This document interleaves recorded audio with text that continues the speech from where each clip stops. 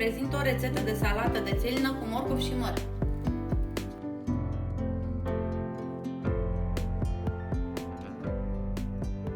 Pentru a face rețeta avem nevoie de 2 mere pe care le-am spălat și le voi curăța mai târziu, 3 bucăți de țelină și 2 morcovi mici. Iar pentru maioneză avem nevoie de 150 de ml de ulei, zeama de la o lămâie, un gălbenuș de ou fiert, un gălbenuș de ou crud, o lingură de muștar, sare și piper. Vom da țelina prin răzătoarea mică.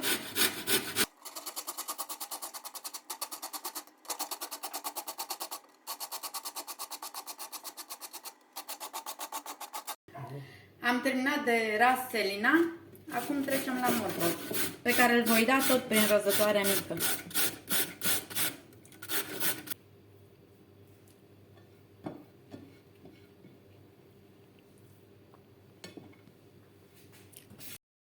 Am curățat merele de coajă și acum le voi da prin răzătoarea mare.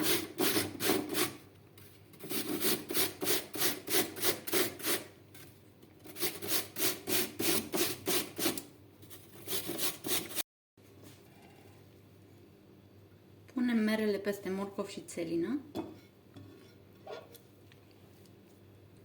Și acum le voi stropi cu zeamă de lămâie să nu oxideze.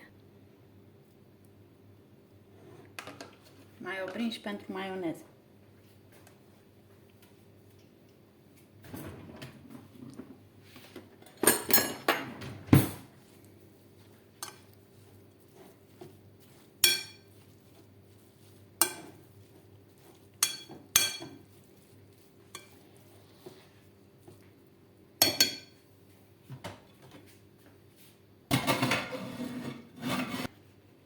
Pregătim maioneza.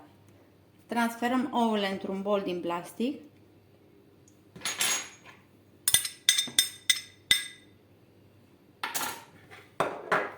Le vom zdrobi puțin. De fapt, gălbenușul fiert.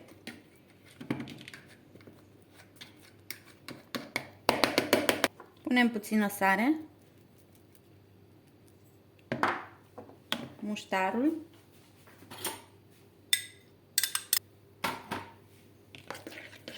și le voi amesteca puțin.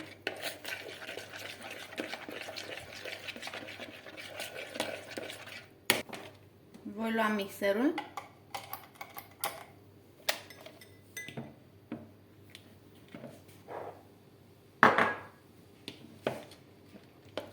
și voi începe să amestec.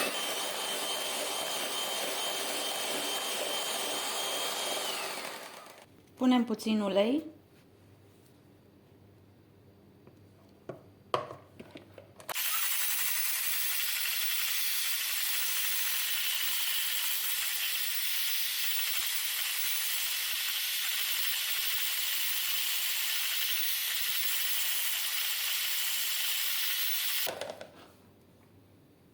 Punem și puțină zeamă de lămâie.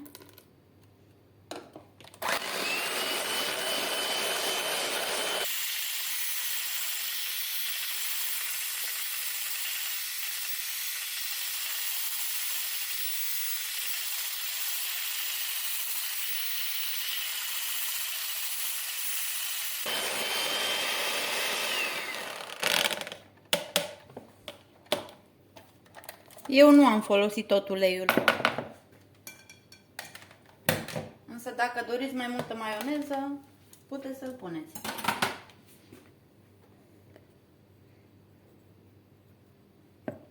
Potrivim de sare, piper.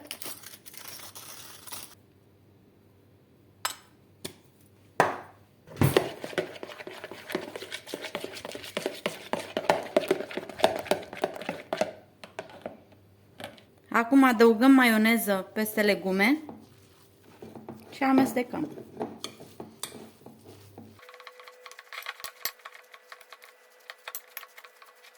Gustăm de sare și piper.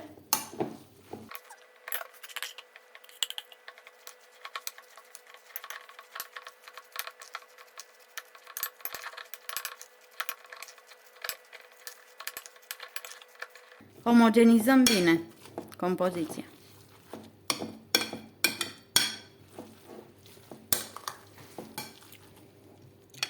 Acum gustăm și dacă mai este nevoie, mai adăugăm sare sau piper, după gust. Mai pun puțină sare.